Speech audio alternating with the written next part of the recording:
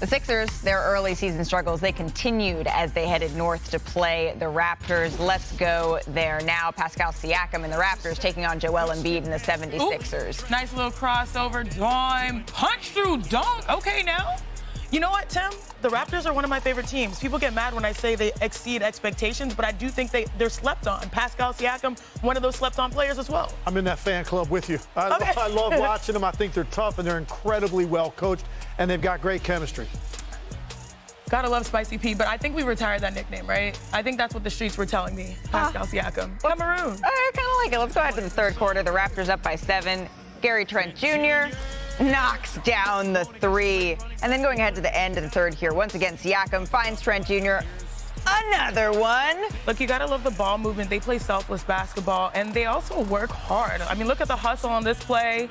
Gets an open 3, knocks it down. That's Raptors basketball. Trent Jr. at 21 points in the second half, and the Raptors win it 119-109. All right, Perk. You gave Doc Rivers just a stirring pep talk a couple of weeks ago. Maybe it was a couple of days ago. Time flies when you're having fun. It doesn't seem like that's translated, though, to their on-court performance. Is this just a slow start for Philly? Is there something else going on? Please tell me.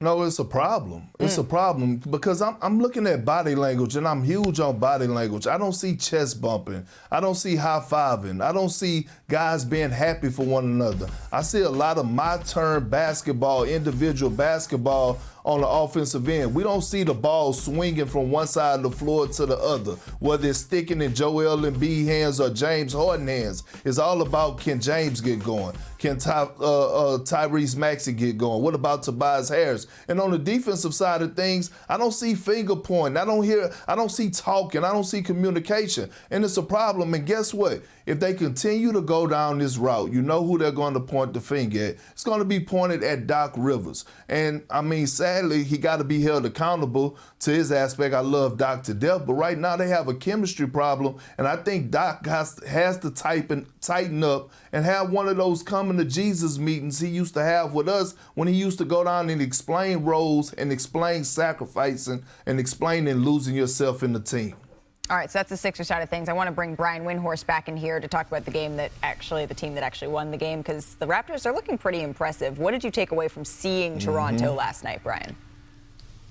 Yeah, you got to look at Pascal Siakam. We're going to be watching this all year. He's averaging out of the gates here in 5 games, 25 points, 9 rebounds, 8 assists a game. Those are MVP level numbers. Now, Siakam made second team All-NBA last year, which was a great accomplishment because he had a rocky year, 2 years ago where he, got benched by coach Nick Nurse.